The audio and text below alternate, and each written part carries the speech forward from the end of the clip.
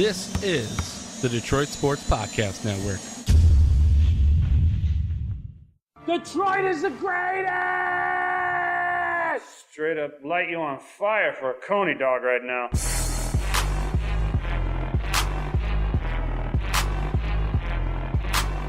Darren McCarty comes back to Neiman in front of him. McCarty draws. McCarty in. McCarty scores!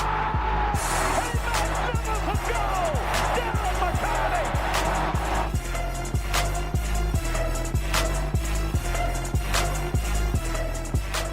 Motor City Sports Rant, Detroit Sports Podcast.com.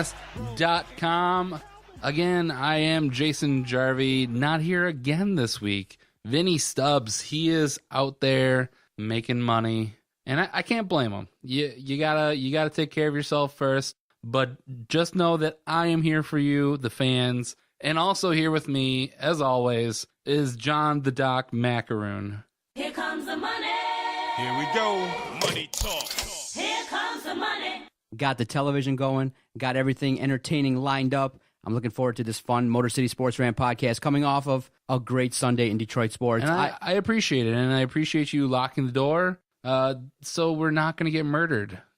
John just told me a story about a straggler coming into your office. Unbelievable. You think in Sterling Heights that you feel safe, working as a psychologist, but I tend to leave the door open. And I was in a session, and I came out, and someone was just sitting there. And it was a total misunderstanding. It was an older gentleman, so I felt relatively safe. But yes, the door is locked. We will be recording safely. We will survive, I hope. We are safe until the end of this podcast when I walk out and I get murdered at that point. And then Vinny will have to carry on without me, but hopefully not. This past week on Thursday, NFL released their full schedule for the upcoming season. How exciting, man. Woohoo. Come on. Don't tell me you weren't excited. Don't tell me you're one of those people that are like, oh, who cares about the schedule? A couple years ago, I would have been excited because at that point, I'm still working full time in my other job that I hated. And we used to go on road trips to see a Lions game. Now, not so much. We're not going to, I'm not planning on making a road trip to Dallas. We did all that. It doesn't really matter. I don't know what this team is yet. I don't know what they are. So until we really see what they are, I'm not going to make any grand predictions, even though by the end of this Lion segment, I will surprise you. The NFL season now, and the NFL, what they're trying to do is they're trying to keep people engaged year-round. That's why you have the NFL Network, you have radio shows, and you have networks devoted basically to the NFL. And so now the draft is upcoming. Everyone gets excited to see, okay, now, late at the end of the season, they kind of release who you're going to play, and then they let out who is going to play what week. And so you did it a little bit. You kind of browse a little bit. You look at the schedule. You look at, hey, do we start at home? Do we start on the road? How many primetime games do the Lions have? And I think that's the first thing that pops right off the schedule when you're looking at it is we only have one primetime game. We have a lot of 1 o'clock starts. We have the one primetime game, Week 16 at Dallas, Monday Night Football. And then outside of that, you have the Thanksgiving Day game. And I don't blame the NFL for doing that. Calvin Johnson retired. You kind of have a team coming off of a losing season. So their stock is a little bit down. And so really, you've already showcased them quite a bit in 2015. I could totally understand that this season in 2016, they're not going to be on TV as much. And hey, maybe they don't need to be on TV as much. Just based on the fact that of all the turnover. They definitely pooped the bed last year in those primetime games, especially early against Seattle, against Denver. Obviously, we started 0-4 last year. Not what we really wanted to happen, but that's immediately the first thing that jumps out. And you're right. I think that actually is a good thing. It takes the pressure off of being in that spotlight, that national spotlight. And I think a lot of the teams around here in Detroit would actually prefer to be that underdog. As Spartans, we always consider ourselves underdogs, and maybe that's going to be a key to our success this season. The schedule shakes out to be okay. It's not great. It's not super tough, not super easy. It's kind of right there in the middle. So you can start off when you just look at the schedule right around 8-8, 9-7, and you can look at that schedule and go, okay, there are games against teams that we have beaten in the past, like the Bears, maybe split with the Vikings and Packers. And then you got teams like, you got teams like the Titans. You should go out there this season with the team that they got, well, regardless of what they do in the draft, and just based on what we see now with the roster, they should go out there and win a good chunk of games. Definitely. I'm kind of excited with this schedule that if they get on a run, that this season could be a 10-11 win season if they just kind of play better in some of those games that sometimes they do let up in. Yeah, I mean, the next thing that I saw after the one primetime game we have, just like last season, we start out 3 of the first 4 games are on the road, which last year was a gauntlet to go through. We opened up at San Diego, and then we had Denver, Seattle, and Minnesota. And those are all actually really good teams. Denver, Seattle, Minnesota, all playoff teams. The San Diego Chargers were better than their 4-12 record. They finished. They just couldn't close out games. Phillip Rivers had one of his best seasons in a while. I mean, everybody thought that his career was done, but he clearly showed that he has a little bit more left in the tank. And they were affected by Keenan Allen going out late. I'm making excuses, but they played a tough schedule to open up the last year. This year, I think it's a little bit more manageable. You have opening day at Indianapolis, and that's a team, they backed into the playoffs last year. The Colts, I don't think they know their identity yet. I think they were really thinking that Andrew Luck was the answer. And last year he battled through injuries, but I mean, is he going to come back all right this year? I'm not sure. And then, we have Tennessee at home, which that's completely a winnable game. They have a new coach. Marcus Mariota is only in his second year. They're likely going to have a completely revamped offense. So that's a team that you look at that game and you want to say win. It's your home opener as well. And you never know, man. The Titans pulled the trigger. They moved out of that number 1 spot in a blockbuster trade. You never know who, that plethora of talent that they're going to have. They're going to have a young team, and it should be a winnable game, but you never know with these Detroit Lions. By the way, they fleeced the Los Angeles Rams. How do you feel about that? I mean, I don't have the trade in front of me, but I think the Rams traded their first, third, and first next year. Was that and then they gave up like nothing. Yeah. So when you look at that and you look at what the Rams did, I understand you're moving to a new arena. You want to kind of start off with a splash. So to move to the number 1 spot, I thought they gave up quite a bit. I don't think it's worth it. No, it's not. When Washington made that trade, I think Robert Griffin was really seen as like a savior of a team. It obviously didn't pan out the same way, but you look at Robert Griffin coming out of the draft, and the guys the Rams are going to be looking at, Jared Goff and Carson Wentz, neither of those guys scream, a Pro Bowl quarterback. Those guys aren't going to lead you to a championship. Now, Jason, when you look at it, though, NFL teams want to get a quarterback. So a lot of the philosophy is that it's easier to start off with getting a quarterback you feel like you can build around than it is to get even 10 guys on the line. Because if you have a good line, a good defensive line, offensive line, but you don't have that quarterback, there are teams across this league like Houston, like Cleveland, that have been starving for wins, and they just don't have that franchise quarterback. Look at the Lions. They struggled in peril without a true, quote-unquote, franchise guy. So I understand it, but, after the trade was announced, everyone that researches it looks it up, and they go, teams that give up several picks don't end up having that success long-term. Look at the Redskins. They unloaded to get RG3. You think that's going to pan out now in the future? They let him go within 5 years. Now, they though saved themselves because they drafted Kirk Cousins, and now they have their franchise quarterback. This is dumb. It is Carson Wentz and Jared Goff, unless you're trading up for Andrew Luck or Cam Newton at number 1. Exactly. I feel like you're trading up and essentially going for Alex Smith here. And then it makes you reflect back on when the Lions had the number 1 pick. Why didn't they do that? Why weren't they able to kind of think ahead? And the secret to the NFL draft and building a team is multiple picks. So I'm hoping the Lions can do that and can, at least in this draft, select guys and have, a draft strategy where not only do you, look to get the guys at the best positions, but also look to get more picks. That's where teams are building. And you can start seeing now other teams that have employed guys from New England are starting to trade around and add picks and things like that. So the philosophy is spreading. But yeah, the LA Rams, man, it's a big mistake. I think it's going to hurt them. I don't think it's going to pan out for them, relatively speaking, long term. But if you need to make that splash, hey, you never know. One of these two guys could be the guy. And then if you lock up that position and you've set your franchise ahead, by making this move. But you gotta hope though. But let's jump back into the Lions schedule. Another thing that looking through, and I think it's a minor thing, but it's something that I like to see, is that the Lions don't have any really cold weather games. They have one December 18th at New York, but the rest of their games, you get Green Bay out of the way in week 3, and the rest of their schedule, they're either in domes or not too bad locales. So I think that's something that you like going forward. You get Green Bay at the end of the season. I think the Monday Night Football game in week 16 has the potential to be a really, really good game.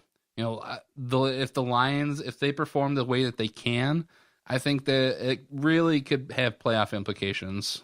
Listen, when you look at the schedule, I really, really am impressed by the fact that the teams that we're playing aren't world beaters. I mean, you're going to go up against the likes of the Jaguars, Vikings, the Saints, the Bears, the Giants, the Cowboys. There aren't world beaters out there. It's not like last season's schedule when I remember the exact moment it came out, everyone was like, "Oh no, it's too early. It's too early to really look at that schedule and start getting worried and start making guesses at the schedule." But when you look at this schedule compared to last year's, you have a little bit more hope. Oh yeah, definitely. The teams aren't as tough, and I do believe the Lions are a little bit better in terms of their personnel. Not great when you lose a guy like Calvin Johnson, but they are better able to handle this, and there is value in consistency. Jim Caldwell's there. You have your offensive coordinator now that you believe is going to be the guy. Right. Terrell Austin, I think, is going to start building and has shown that the defensive system is solid. I like where we're going entering into it, and now you have the draft. So did you, by chance, initially look at the schedule and maybe just do win-loss? I did. And what'd you come up with? That's where I'm going to... It's way too early, and it's way too early. But we all do it next week when Vinny's here. I want to go through and actually go win-loss. Yep. But just looking through, I think it's easy to say 8-8. 8-8 is the standby for any Lions season. You could go to 2000, you could go to 1990, and you could say 8-8, and that would probably be pretty close to what they're going to be. But just looking at the schedule. And I hate it because it makes me sound like a homer. But I think if the Lions play they don't even have to play like out of their minds. I think they could easily get to 9-7 or 10-6. So, and before everybody goes crazy, and I know if Vinny was here, I don't think I'd even be able to get through this whole thing because he'd be just berating me for being just eating the cornbread and drinking the Kool-Aid. Why? Vinny, shut up. You're not here. You're working. So this is why they could easily go 9-7 or 10-6. They're playing the AFC South. So that's the Colts, the Jaguars, the Texans, and who am I missing? The Titans. Those are all 4 games that we could easily win. The one game I think is a toss-up would be Houston. So I think all 4 of those games, you could win them. The NFC East. So we're playing all 4 of those guys. I think you can split those. I think if you take our division, the NFC North, you split even if you just split those, and then you take our other 2 games, Rams and the Saints. If you split those, that essentially gets you to 10-6. Exactly. That's where I had them. I had them looking at it. I went, okay, da-da-da-da-da. I went through it, and I said 10-6. And now if you just get maybe a couple extra wins, you easily could go 12-4 with this schedule. As long as, you really, the couple big things is if Stafford can continue to, follow the system, and if Amir Abdullah can be that guy that can be explosive and make plays, then hey, this is a team that can maybe shift their focus a little bit offensively and rely a little bit more on their running game. They've made some splashes at wide receiver. They're going to make some splashes in the draft. This is a solid, and I know everyone laughs and they poo-poo the whole 6-2 at the end of the year. They all go, "Oh my God, it's the Lions championship by going 6-2. What about that 1-7 start?" I get all that, but you do got to give them a little bit of credit for not caving after that start and for actually going through the second half of the year going 6-2. I do believe that going into the offseason, they felt much better, and they're going to ready to kick off the 2016 season and really try to prove the fan base wrong. Because you got to remember, Bob Quinn's here now. It's a new regime. It's like a fresh start. They're going to be looking to make this a staple of an organization that has never won before, has never have a track record of long-term success. I think it starts with 2016. I mean, I don't see a reason why.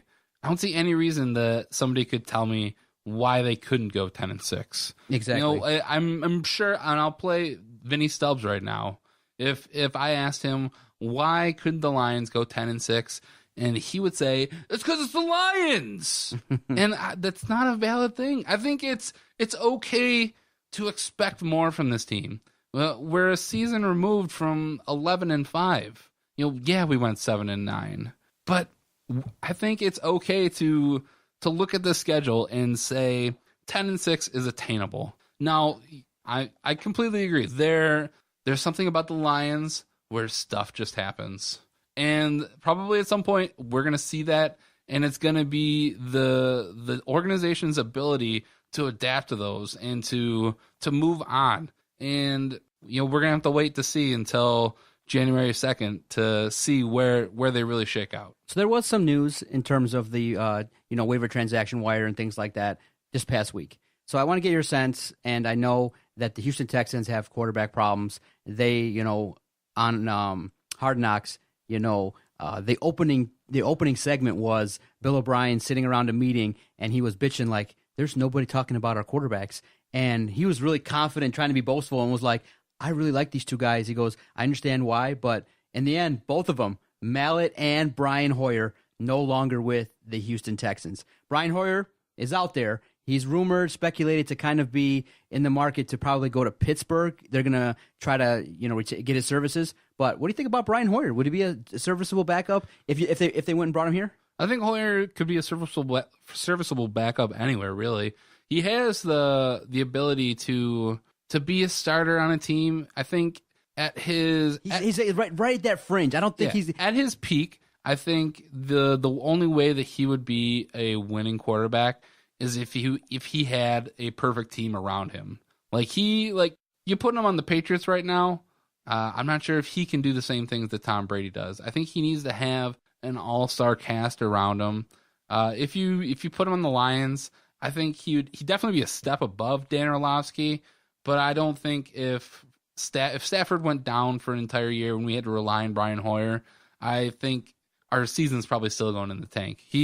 I think he's at best a 500 quarterback, and that's at his best. You put him on the Texans last year. I'm not sure what his record was to finish out, but obviously it wasn't good enough to for him to stick around. They went out, they paid the big money to a guy who has 7 starts in Brock Osweiler, which that's a mistake in itself. No! It's an oh no for the Houston Texans. I'm not sure why the Texans are so quick to cut him. Well, I mean, maybe it's because they know what they have, and they'd rather take their chances on maybe drafting a guy or just bringing somebody fresh in to get some fresh eyes on the playbook, because they see what they got in Hoyer, and remember, the idea is he's serviceable, but serviceable in the NFL doesn't work. That's not box office. The quarterback position is also not one that you also have to just only look at what's done on the field. You got to look at box office too. I know Brock Osweiler isn't necessarily box office, but he's a big splash coming from an organization that had a lot of success. And there is value in getting trained by Peyton Manning, even if you're just a bench warmer.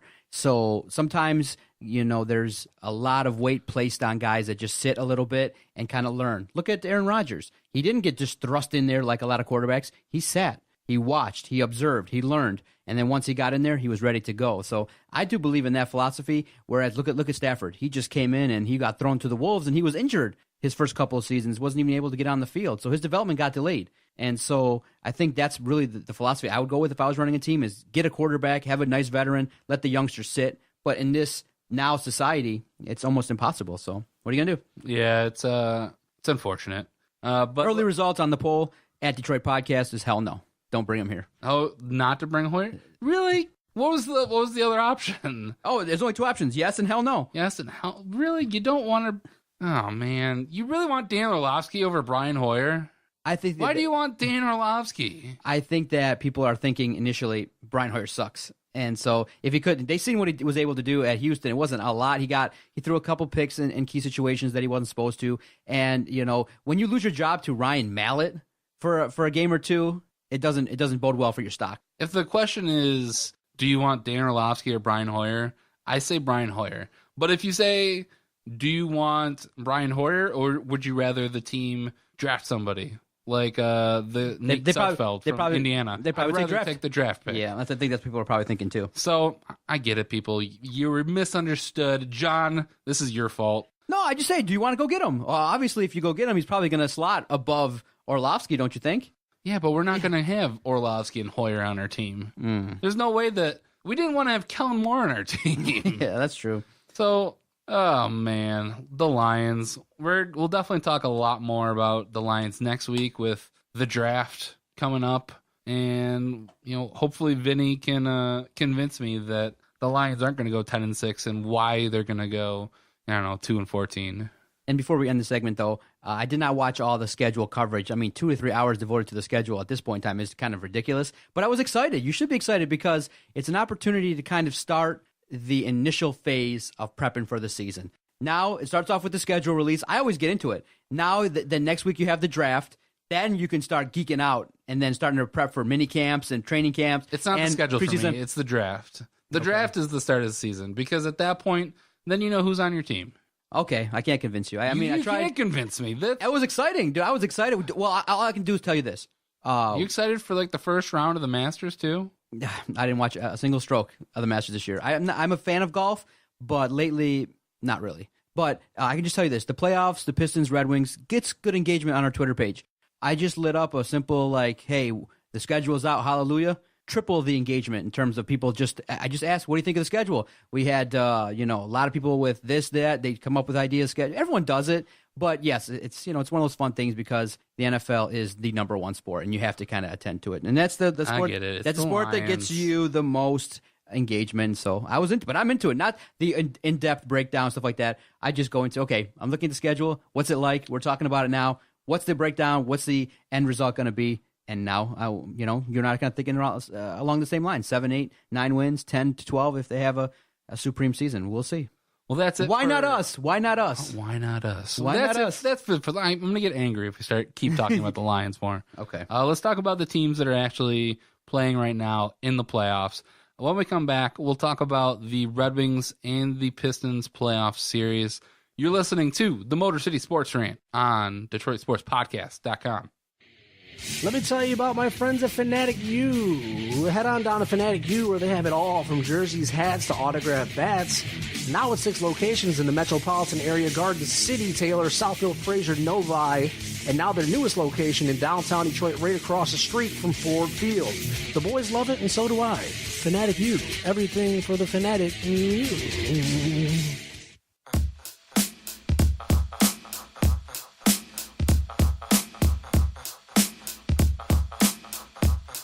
Motor City Sports Rant, DetroitSportsPodcast.com. Good choice, Jason. What is this? Tell me what it is. This is Hoodie Allen. Hoodie Allen. I just found it. I was on Spotify yesterday and just kind of searching through the Discover, and I saw this guy. It's pretty solid. He kind of reminds me of a little bit of like Macklemore and Flowbots. Now, we got a fan on our Twitter page, and his name is Steve. And over the weekend, this kind of reminds me of some of the gifts that he was sending us. He loves to rip on our guy Vito, host of the Tigers Talk podcast, and he sent us on Vito. What? Yeah, he loves to rip on Vito, but he sent us a bunch of gifts of Vito dancing, like of individuals dancing all funky and stuff. So I'm gonna ask you: do you ever cut a rug when you get out there? Do you ever go to any hip hop clubs or go out there and just bust a rug and have a good old time? I do not. Come on! I leave the rug cutting to my wife. My wife, she loves to dance, and I do kind of feel bad that I don't have it in me to go out there and just kind of It'd be crazy. And if I do, it's definitely under the influence of some alcoholic beverages. So yeah, have a couple cocktails, get a little relaxed, go out there and have a good old time with it. I have to drink a lot. Oh, come on. To get to that point. So you gotta spend the night with I'm more of the guy, have you seen Hitch? Yeah. I'm the 10 and 2 guy. This is my zone. Stay in the I'm pocket. Right here. I don't do any lawnmower. I don't do the Q-tip. I'm right here. I just go side to side, and I usually snap my fingers. Oh, see, you got to have a good old time with it. It's fun, man. You don't have to be all self-conscious. You go out there, you have a good old time, bust up the dance floor, and own the scene, man. That's what you got to do. Probably not. I'm almost 30 years old. Wait a minute, though.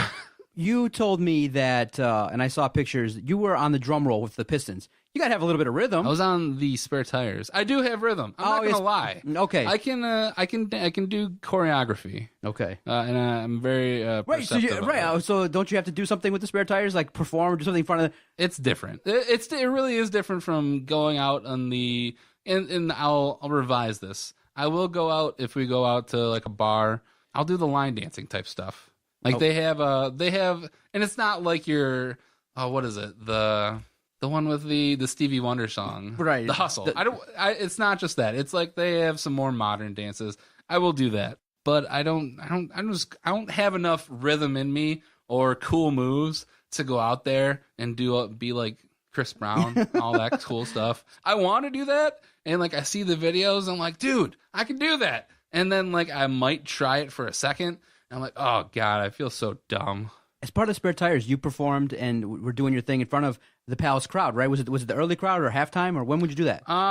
We would do it usually in between quarters or at like some sort of break. So did you get nervous? So that means you're out there doing your thing in front of sometimes maybe 15,000 people. No, it was fun, and probably why I wasn't so nervous is because me and my brother we did show choir in high school, so we had some choreography background, and we were probably the best like dancers on the team. Unfortunately, well, that's good. See, we got. So I mean, it was just fun to go out there. I mean, the other guys they would mess up, but it was just fun. It was a bunch of.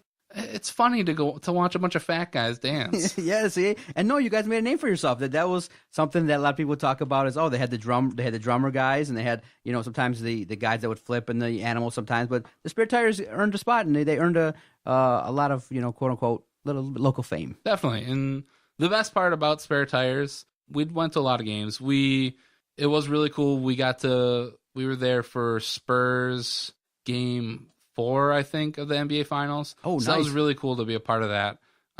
But also, our practices, we practiced with Automotion. Oh, there you go. And that was wonderful. Yes. We had to wait and we had to watch.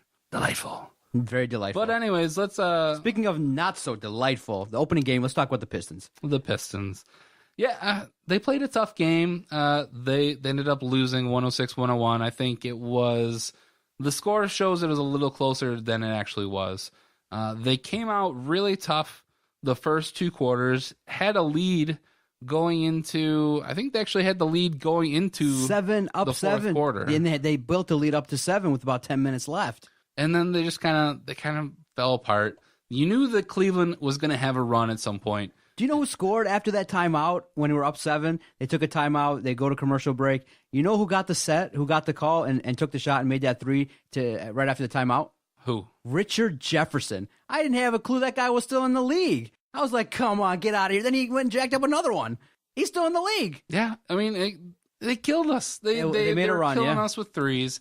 And really, when you look at it, they made adjustments, and we didn't make adjustments. And Stan admitted as much. That I think the biggest thing was when they moved Kevin Love to center and they went with a more small lineup. Disaster for the Pistons. Aaron Baines, Andre Drummond, whoever, they couldn't cover Kevin Love going out to the 3-point line. And that's Kevin Love, he ended up with 28 points.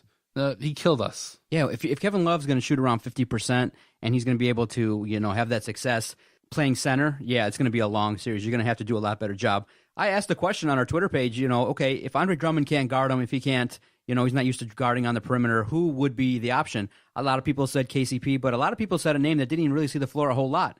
Tolliver. Yep. They didn't even play at all. So, and SVG took a little bit of blame for the end of the game, saying that, there are some things you can complain about, but the biggest thing is that I didn't play Stanley Johnson a little bit more, being that he was a guy that was having a little bit of success and was able success to against LeBron James. Which, yeah, exactly. That's what you got to do, and I think you got to hope that Kevin Love isn't gonna shoot lights out the entire series.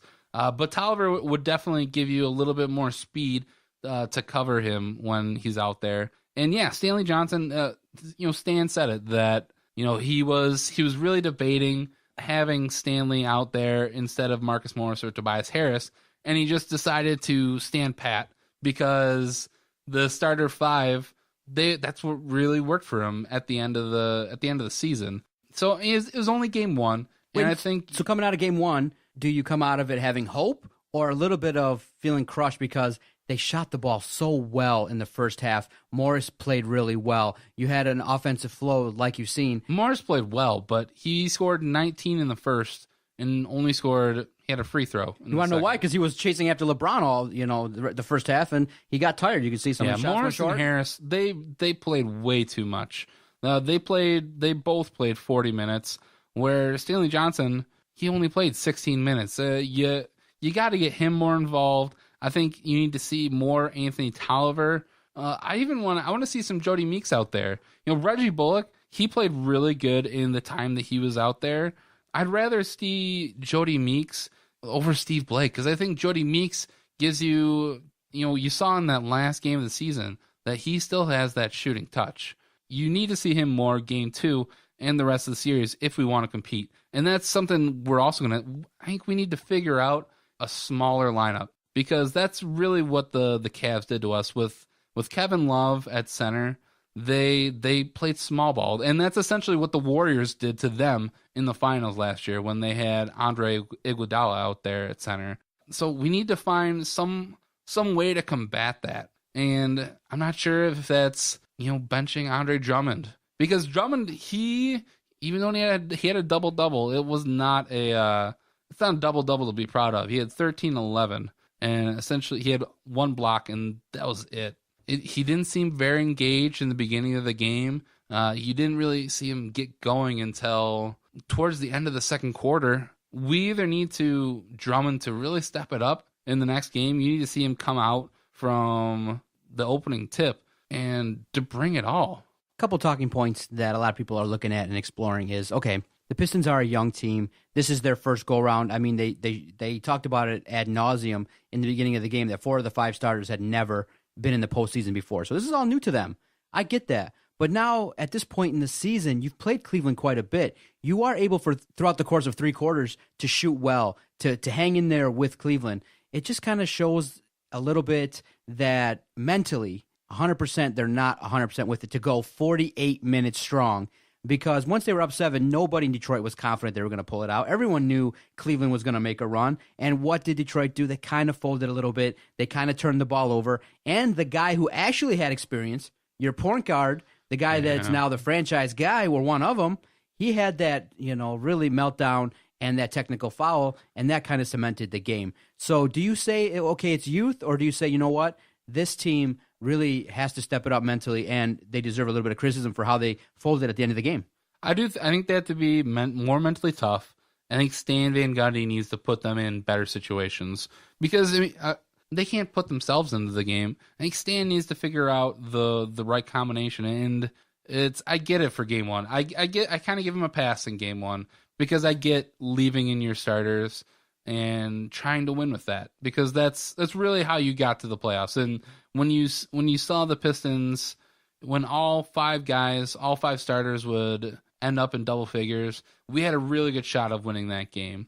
But it's the playoffs now. Game 2, you got to come out. Stan has to be better.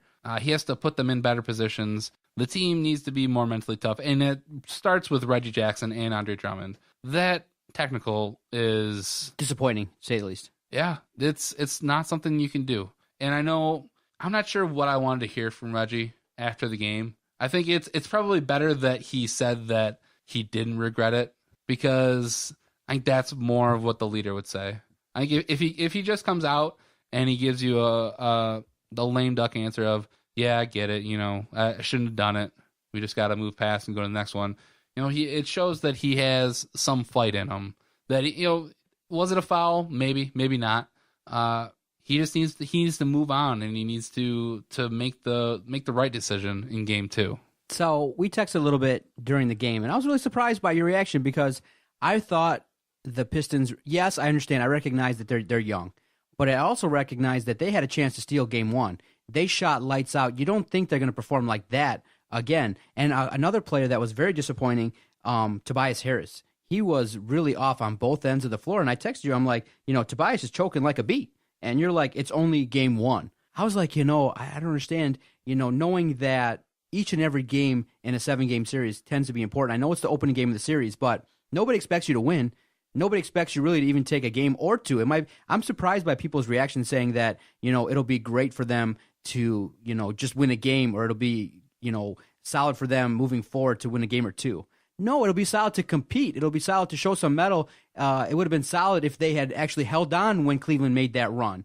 That would have been solid in my books. I don't think it's solid to get, up in a game for 3.5 quarters, and then when they make their run and start playing well, you fold. That's not something to be proud of. It's not something to be proud of. I was actually really disappointed they lost the game. I was disappointed. But I think it's okay to lose game 1 to the reigning Eastern Conference championship. I think it's going to be going up against LeBron James. Yeah, Cavs in 5. It's going to be Cavs in 5. I think they get the game 3 at the Palace with some emotion, but LeBron James will probably do his thing and really take the series and end it quickly. I think it really depends on what happens in game 2. I think if game 2, if somehow we can steal it, then I think you come back home to Detroit for 2 games. Maybe you steal one of those games. And I still see the Cavs winning it, but I think they could stretch it to 6 or 7 games. I think they have that ability there. It's just, can they do it? And I think another thing that they're going to have to do is limit their turnovers. Oh, yeah, no doubt about it. Steve Blake, Reggie Jackson, Tobias Harris all had 3 turnovers. They need to limit that. They can't. They're not going to win like that. When we saw this towards the end of the regular season, they're just turnover machines. You can't do that. And I know it's part of Reggie Jackson's game is the trying to, in transition, making quick passes. They need to be smart about it. If they have to slow it down, I'd rather them slow it down than to go down there and with 18 seconds left on the shot clock, make a pass that just goes out of bounds. I was thinking, watching that game, I'm like, you know what? I remember I referenced back to what I said at the beginning of the season. When you have a jump shooting team and, by all accounts, Stan Van Gundy has built a team that he can be proud of that can make a lot of shots. When they get hot, they can play well and they can make a lot of threes. I mean, the percentage that they shot in the first half was amazing. But on the other end, the reasons why they collapse in some games during the season and what you saw in game 1 is when you go cold, when the opponent, tries to lock you down and takes away the 3, what do? Can you adjust? You had 2 players that could have stepped up their game. Andre Drummond and Tobias Harris could have got inside, could have made some things happen. But again, I just don't like jump shooting teams. I like it when they're making all their shots, but there are very few teams like Golden State that are just going to light up the 3-point line and just make a high percentage of their shot all the time. I don't like jump shooting teams. I just don't, because that's what can happen.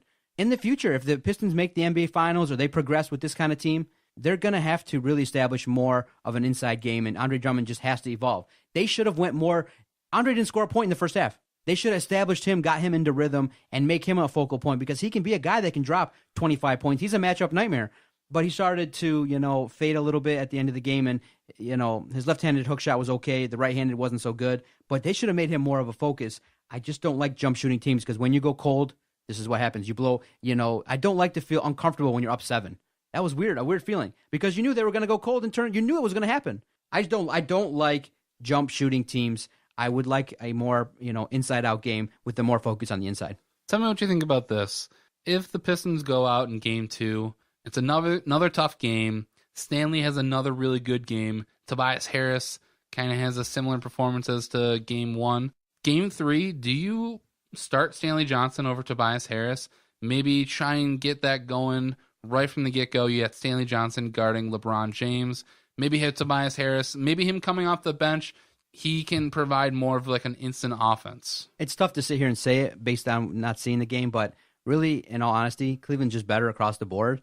And so really any adjustments that are made, Cleveland can just adjust as well.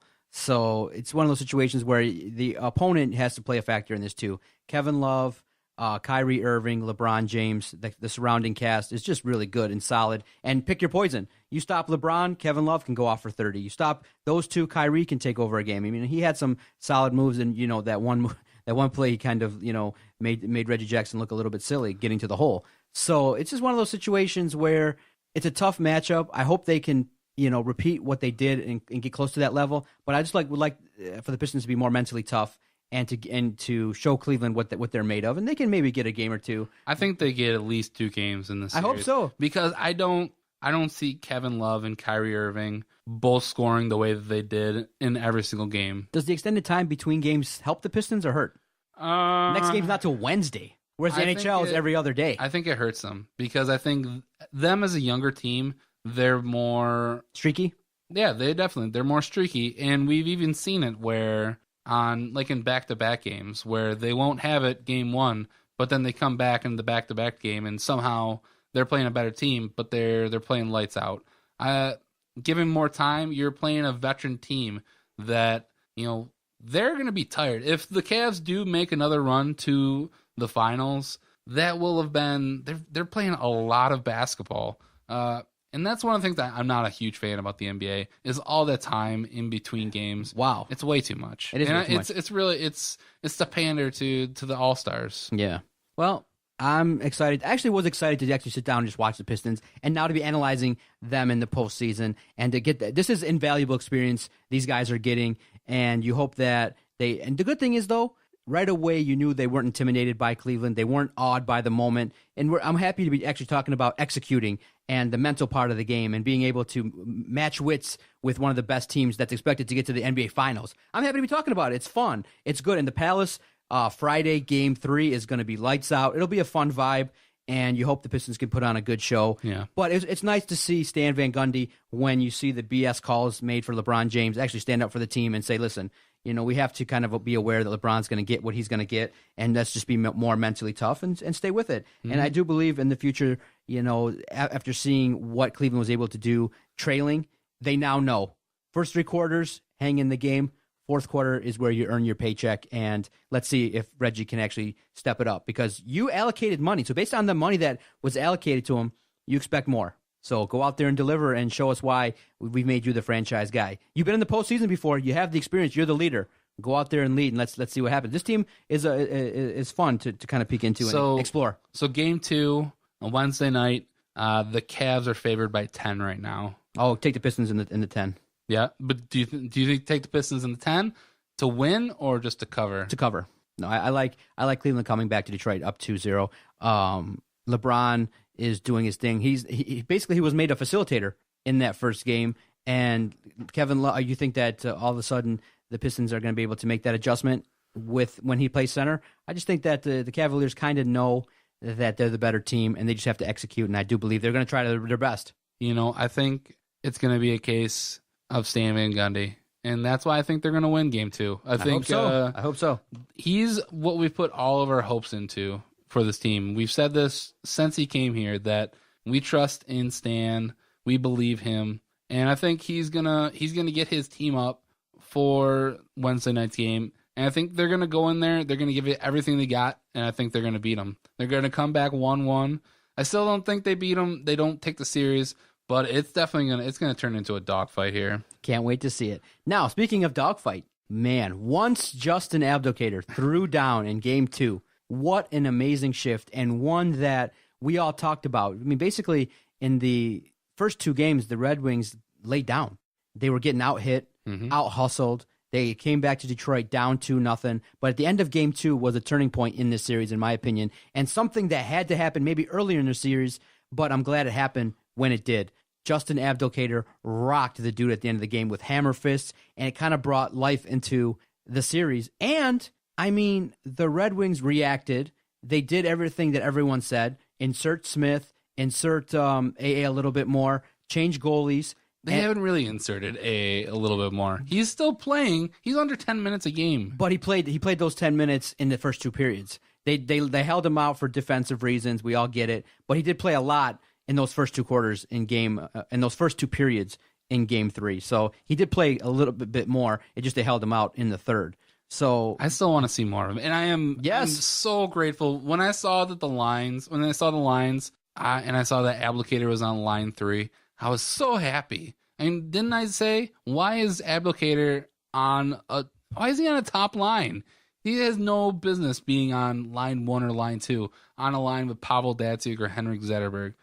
He has no place there. He's a third line center everywhere. He's a grind line guy. Yeah, he was one of our top leading scorers this year. I don't care. Justin Applicator is not a top line guy. Right. But he something that was infused into the team, and you saw right away. Smith was inserted, and he hadn't played since the end of March. He came in there, boom, right away, laid out a Tampa Bay player, and it was just amazing to see what that did to the team and what he was able to do because he played a heady game. He was all over the place, and that's what you need in playoff hockey. The Red Wings made it a series. As we're recording, it's 2-1, and the Red Wings have a strong chance as ever in Game 4 to tie it up. And I'm so excited because and it's so disappointing in that I don't like the us versus them mentality that the Red Wings top management and coach are trying to say. The reason why we want AA in there is because he has skills. He has the ability to put the puck in the net. He shoots. He puts the puck on net. And he's super fast, and he's a matchup nightmare. He draws penalties, everything that you need. Well, when your power play sucks like ours does, any power play doesn't make no difference. Tampa Bay can score, just as easily on the shorthanded than what we're doing on the power play. You see that 5-on-3? It was one of the most brutal things I've ever seen. I mean, Tampa was just able to set up that box so well. They blocked like 3 shots. That the power play if they just were able to get it at least to like a 35% clip, we would be so far ahead in this series. We're scoring 2 goals a game. That's what we're doing. Yeah. And so I think another big thing that happened in Game 3, they started Peter Mrazek. Yes, and sir. I have something. I listened to the Doc and Jock show. Oh, you cut and I heard you say something about Jimmy Howard. Yeah. I'm going to go on a limb and say Jimmy Howard's going to play great. He's not going to be pulled at any point in the series. I don't see Peter Mrazek doing a whole lot this series. I think they're going to ride Jimmy Howard. I think he's going to play great. I'm hoping he's going to be a guy that's going to use this as an opportunity. He's got a chance for redemption. You've got a chance now. You're the starter, Game 1, on the road. Handle your business, and if everybody steps up, you have a real chance.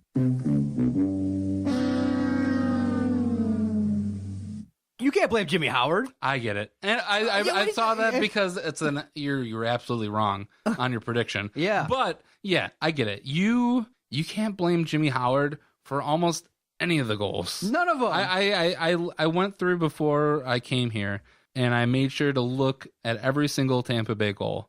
So Game 1, the Lightning score 3 goals, and there's only the first Kucherov goal where he shot it over his glove. That's the only one that I can really give him. That was really his fault. And then looking at Game 2, there's only one goal that I can really blame Jimmy Howard for. Jimmy Howard was the least of the problems. And look what they did. All you see is the difference. You had Brendan Smith in there, and the defense was just much more solid. They played a much more fundamentally sound game. They were clearing the puck. They played so much better. They only gave up 16 to 17 shots. And a lot of that, though, how much time were they on the power play, though? Right. They're on the power play for a lot. So I think that definitely helps in cutting down the shots. Yeah. And it helps that you had a grind line who was able to shut down the Tyler Johnson, Nikita Kucherov line. Do you think the team just plays better because they know that they have Mrazek back there? Because I think Howard, a lot of people say Howard that, is serviceable. Howard is a good goalie. I think when it's 5-on-5, you know that you can trust Howard. But when it's a power kill or when it's in a power play kill, you have no faith in Jimmy Howard. Right. And I think somewhere in Jimmy Howard's head, I think he knows that everyone knows 5-4. Yeah. I'm not going to get any help. Right. I can't stand on my head. And I think Game 3 showed that Peter Mrazek is just the better goalie. Of course. Jimmy Howard is good. He's serviceable. He can get wins. But what we really need in the rest of the series, if we want to have a shot to steal this one, we need a goalie to steal this series. Exactly. And if it comes down, if we lose, it's not going to be because Peter Mrazek gave up goals or Jimmy Howard gave up goals. It's because defensive breakdowns, defensive breakdown, and our ineptness to score goals on the power play. that's the reason. Yeah. And that goes all the way back to Ken Holland. He can't put this team together. And I think if we do end up losing, he's got it. Ken Holland has to be on the hot seat. I would say he's bought himself. I mean, when you get to the postseason, 25 straight seasons, you have a series of cups. They're patient with him. I believe next year will be a year he officially becomes on the hot seat if they have a first round exit. And it still depends on how they shake out versus Tampa Bay. I think that they're going to play a lot better in Game 4. They're going to have an opportunity to tie the series up, and we can go from there. But if Ken Holland, I think he should be on the hot seat, because if Steve Yzerman were to somehow be available at the end of this season, I think we'd love to bring Stevie White home. Yeah, I don't think we can go with another season of Ken Holland. Bigger. We need to go bigger. Because I think if we keep Ken Holland around for next year, it's just going to be the same. It's going to be, hey, we got into the playoffs for the 26th year in a row, and then we're out in the first or second round. No, we need to get back to cup contention very fast. Yes, it's been too long, and this is Hockey Town. Yeah, I agree that he should be, but the organization have to have some loyalty for 25 years of success. And that kind of brings me to my last point that I want to talk about. Yeah, before you make that last point, just speaking on Mrazek, if he's healthy, he's obviously the number one. I was just going based on what I seen when he was put back in the last couple games prior to the postseason starting. He looked horrible. He was, out of position a lot of times. He was getting beat. His goals, if you look at the splits in terms of his numbers before the injury and after, oh my God, they're drastically different. And so I thought Jimmy Howard would give them a better chance if Mrazek even if he's 10% injured, you got to go with Jimmy Howard. But if Mrazek's healthy and his groin is going to hold up and you're going to play that level of defense, you got to go with Mrazek all day. It's in no way an indication or a knock against Jimmy Howard. He did his job, and the Wings didn't. And Mrazek just gives you the extra hope because he's just a better goalie. So, I agree. I think Mrazek is a better goalie. So my last point that I want for this episode is we have two teams now in the playoffs: Pistons, Red Wings. The Red Wings. So going back just to 1990, 1991 was when we started the streak, right? Yes, sir. So in that span, we have 4 cups. In the similar span for the Pistons, they have 3 championships. Now they have completely different paths. With the Pistons, it's basically up and down. It's a roller coaster ride. Yep. You're slowly building. You finally get to that peak. You're there for a little while, and then you drop off, and then you start building again. And the Red Wings, they've been in the playoffs and they've gotten the cups, but you're continually disappointed in early round exits. And what would you rather have? Are you happy with hanging your hat on being in the playoffs 26 years in a row, or would you rather see your team actively trying to rebuild? Ooh, man, you put together a tough question. Here's the thing with both organizations. The Pistons, you could have said, they made really tough moves that hurt their organization in the draft. That Darko move was a move that really set the franchise back. Now, they were able to have success, getting to the Eastern Conference Finals year in, year out. They were able to kind of say they had a strong team, but you could say they also underachieved not getting that second ring with that group.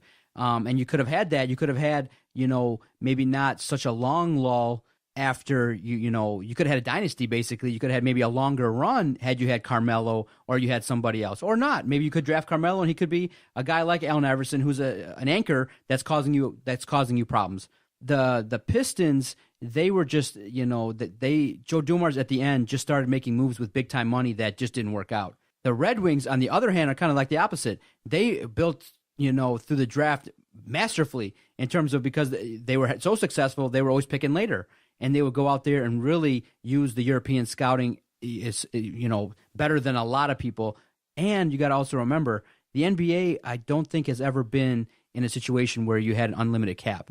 There was a time when the Red Wings, if you wanted a guy, boom, you went and got him. You want Steven Stamkos, boom, you went and got him. You want a hot goaltender, boom, we went and got him. We had, that 2002 Stanley Cup team. Just look at the names on there. That was a team that was not homegrown. That was a team that was put together. So with both teams, I'm appreciative. And when we say now, as Red Wing fans, let's get back to where we were, but it's because of what Kenny Holland did. He built the expectation to where if they don't win the cup, your ass is getting fired. So he's got to get credit for that. I like both of their situations. It's just, for the Pistons, you just wish that they would have rebuilt faster.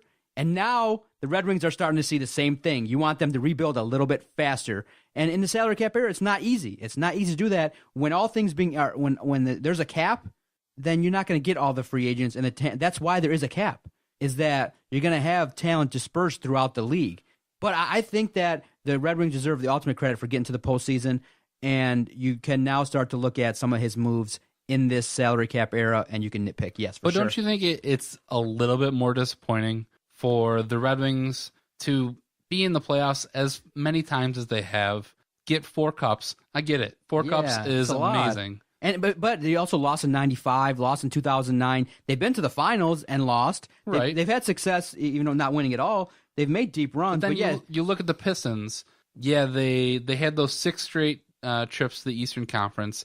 They have 3 championships, but they weren't always in it. I mean, I think you kind of, there's a little bit behind being more disappointed in the Red Wings, because when the Pistons were down, you weren't expecting them to go and win playoff series and go to the NBA Finals, where Red Wings pretty much year in, year out, up until probably the last 4 or 5 years, you were expecting them to get to the finals almost every single year.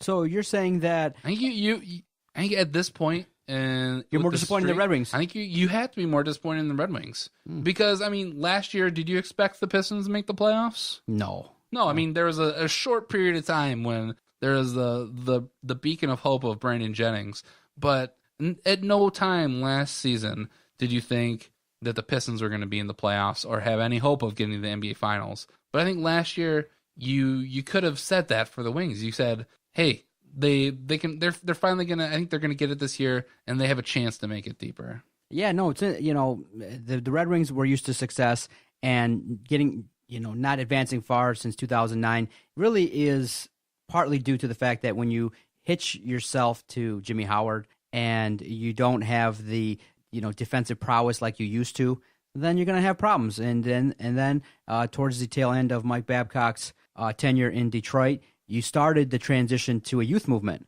So I give him a little bit more credit in that they've tried now to have this transition and maintain success too. Because some teams haven't been, going through shifts and, bottoming out like Chicago did in order to get those players. They didn't make the postseason. You could make that argument that, should the Red Wings go down that road? I could take this, I would like them to get back to it. And, but now you're starting to have to evaluate, is Mantha, is Larkin, is AA, are these guys going to be the guys that take you to that next level? It's going to be fun to watch, but you have to give them a little bit of credit. They tried to go to the youth movement and still make the postseason, and they were able to do it. But I do believe that if you can hold off and be patient for a couple more seasons, I think there's something brewing here with the Red Wings. And now with the Pistons too.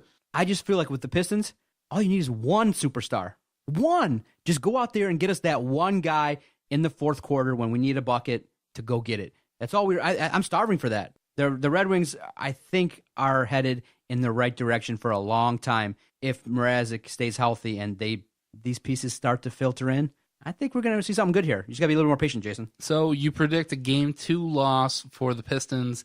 Game 4, which will be when this episode drops, it'll be tonight. Yep.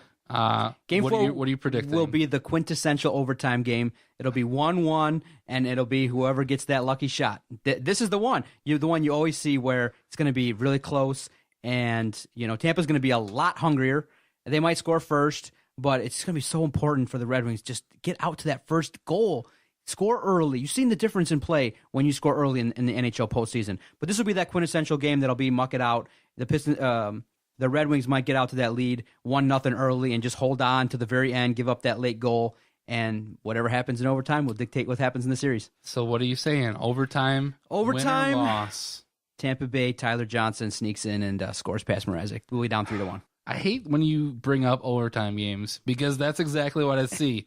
There's too many times the Tampa Bay team, they just get odd man rushes and they have a late guy coming and he sneaks it by our goalie. Yeah. I'm going to predict that the Wings blow it out. I think it's going to be 4-1. Let's hope, yes. Hopefully Athanasiu, Larkin, and maybe 2 goals from Datsuk. And in the end, if you look at it, the organization really is trying to, in the post game and on Sunday Night Final Edition on Channel 4, they are trying to address this whole, why are the fans clamoring for Mantha and Athanasiou? And both Mickey Redmond made comments, and Paul Woods in the postgame kind of said something like, listen, we know what we're doing here, and this is why, we were able to come back and be down, we're still in the series at 2-1 because we made these moves. Listen, the idea is that if you just look at some numbers and some advanced analytics, it does show that the Red Wings did score more power play goals when Mantha was there. So there's reasons why people are clamoring for it. And there's also a reason in that I don't think if they advance past Tampa Bay, this is a cup-winning team. And so go with the youth movement. Let them make the defensive mistakes. You think it's going to make a whole different if you go out in this round or the next round versus the experience that Mantha or AA will experience by making the mistakes? You have to kind of understand that if you come out and just say, we're playing the young guys, whatever happens, happens. This is kind of how you think that, you gain experience by going out there and making the big turnover, the big mistake. That's how you learn. I'll make it real easy for you. If it comes to 7 minutes of Joachim Anderson or 7 minutes of Anthony Mantha, I'll take 7 minutes of Anthony Mantha just for the fact that you don't know what he could give you. He could give you a goal. But Anderson was the key piece in AA scoring that goal. He kind of dumped the puck in. Anthony Mantha couldn't do that? I'd rather... In 3 games, I would rather have 7 minutes of Anthony Mantha. That's what we all think. I just don't understand why the Red Wings are doubling down on it and trying to really ram it down our throat that Anderson is a better defensive presence. That's because they're the smartest people in the world, and we're all dummies because we're just fans. Hey, but that'll do it for this episode of the Motor City Sports Rant. Hopefully next week we get Vinny back and we'll preview the Lions NFL draft. We'll see you next week. I'm Jason Jarvi. He's John Macaroon. See you later.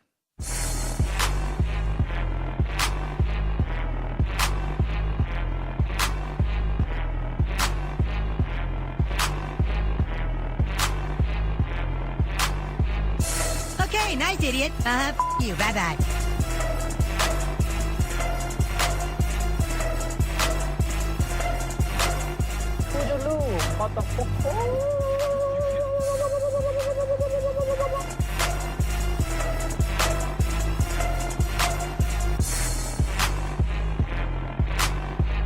Good day, sir.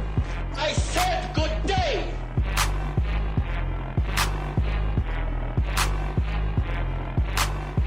All right. Take care now.